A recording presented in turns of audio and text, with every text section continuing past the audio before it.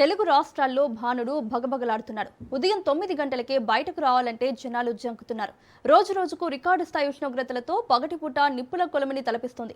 ఎండల తీవ్రతకు నిన్న ఒక్కరోజే 42 మంది మృతి చెందినట్లు తెలుస్తోంది. మరో 3 రోజుల పాటు తెలంగాణలో ఎండల తీవ్రత మరింత ఎక్కువగా ఉంటుందంటున్న వాతావరణ శాఖ అధికారి శ్రీనివాస్తో మా ప్రతినిధి సైదులు ఫేస్ టు ఫేస్.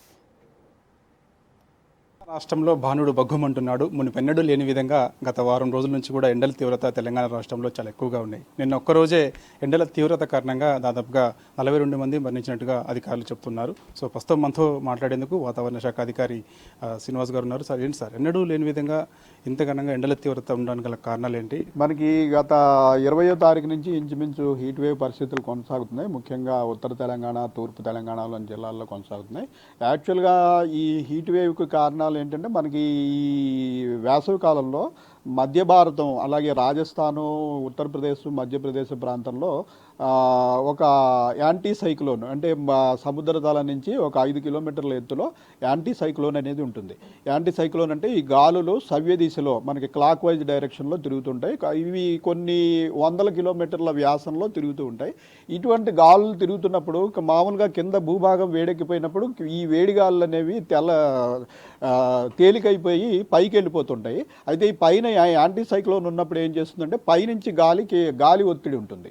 ఇది ఏంటంటే సబ్సిడెన్స్ ఆఫ్ ఎయిర్ అంటాం. పైనుంచి ఈ కింది వేడి గాలిని కదలనీయకుండా పైనుంచి ఒత్తిడి ఉంటుంది. పైనుంచి ఒత్తిడి ఉండటం వల్ల ఈ వర్టికల్ మూమెంట్కి అవకాశం లేక ఈ వేడిగాళ్ళు కిందనే అటు ఇటు మూవ్ అవుతుంటాయి. దీనివల్ల ఈ హీట్ వేవ్ అనేది ఇలా హారిజంటల్గా వ్యాప్తి చెందుతూ ఉంటుంది.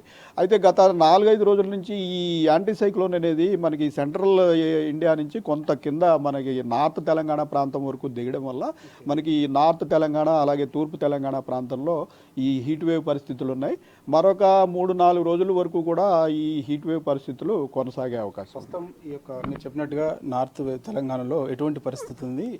ఏ జిల్లాలకు ఏమైనా రెడ్ అలర్ట్ ఏమైనా జారీ చేసే అవకాశం ఉందా? ఏంటి సార్, ఏం పరిస్థితి ఉంది?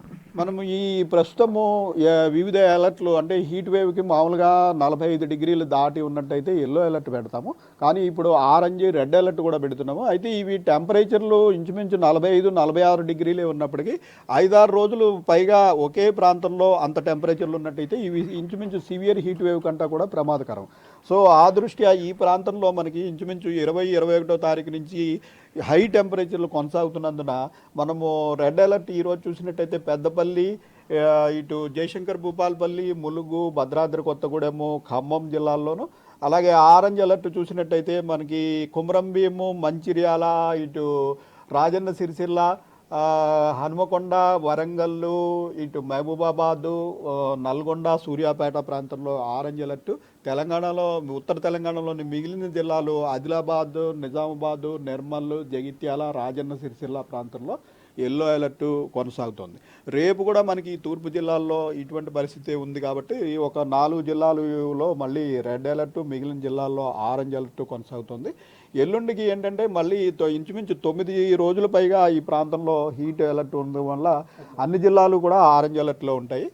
ఇది ప్రస్తుతం పరిస్థితి. లాస్ట్ టైం కంటే ఇప్పుడు ఈసారి హైదరాబాద్లో దాదాపుగా 42-43 డిగ్రీల ఉష్ణోగ్రత వరకు కూడా నమోదవుతుంది హైదరాబాద్. యాక్చువల్గా హైదరాబాద్ చూస్తే వాతావరణం ఎప్పుడు కొంచెం చల్లగా ఉంటుంది అని కూడా చెప్తూ ఉంటాం. కానీ దానికి కారణం ఏంటి సార్?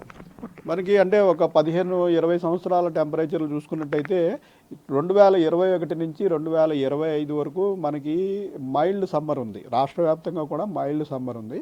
ఇక్కడ అర్బన్ హీట్ ఐలాండ్ అనే ఎఫెక్ట్ అంటే ఈ సిటీలో మనకి సూర్యరశ్మి వల్ల వచ్చే వేడి కాకుండా మనకి యాంథ్రోపోజెనిక్ హీట్ అంటాం. అంటే మానవ ద్వారా కల్పితమైన హీట్.